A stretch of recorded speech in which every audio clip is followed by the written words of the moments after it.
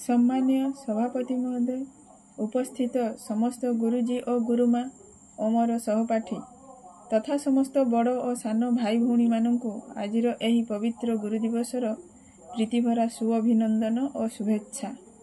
प्रवीण महापुरुष, शिक्षक, दार्शनिक, राजनैतिक तथा भारतर प्रथम राष्ट्रपति और द्वितीय राष्ट्रपति भावे सर्वपल्ली राधाकृष्णन 1888 मसीहा सेप्टेम्बर 5 तारिख में मांद्राजर तिरुतानी ग्राम जन्मग्रहण करथिले। तांकरी जन्म तारीख को आमे प्रतिवर्ष गुरु दिवस रूपे पालन करी आसुछे। आमे मुख्यतः 1962 मसीहा सेप्टेम्बर 5 तारिख ठारू एही गुरु दिवस पालन करी आसुछे।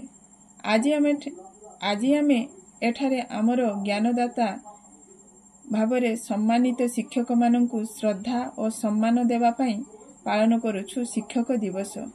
शिक्षक माने हेउछंती सेही अभिभावक जेउ माने आमको सठिक पथरे चलिबा पई दिग देउछंती।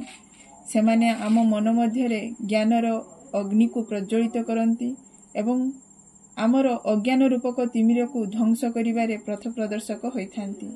शिक्षक माने आमको गणित, विज्ञान एवं ओडिया पढ़ेबा सह आमको सम्मान और श्रद्धा, परोपकार, साहाय्य, मानविकता इत्यादि गुणर विकास साहाय्य करिथांती। एही खास दिन रे मु आम शिक्षक शिक्षयित्री माननको अभिनंदन जणाइबाकू चाहे। आपणक धैर्य और बुद्धिमता एवं स्नेह पाई आपणको धन्यवाद। आपण माने आम उपरे जेपरी श्रद्धा और आत्मविश्वास रखिथांती ताहाको पाथेय करी आमे आमर भविष्यत जीवनर लक्ष्य पथरे आगेई थाउ। आपण मानक सतेज शिक्षा और सुविचार देइथिबा परामर्श प्रति अभिनंदन। एही दिन रे प्रतिज्ञा करिबाकू चाहे जे पुराण वर्णित गुरु शिष्यंकर पवित्र संपर्क रे सम्मान रक्षा करिबी। शेषरे मु संस्कृत रे सेही परिचित श्लोकटी को आवृत्ति करिबाकू चाहूछि। गुरु ब्रह्मा गुरु विष्णु गुरुदेव महेश्वर गुरु साक्षात परम ब्रह्म तस्मै श्री गुरवे नमः। जय हिंद। गुरु दिवस उपलक्षे एटा को पढ़िबो एवं स्कूल भाषण देवा पई चेष्टा करिबो।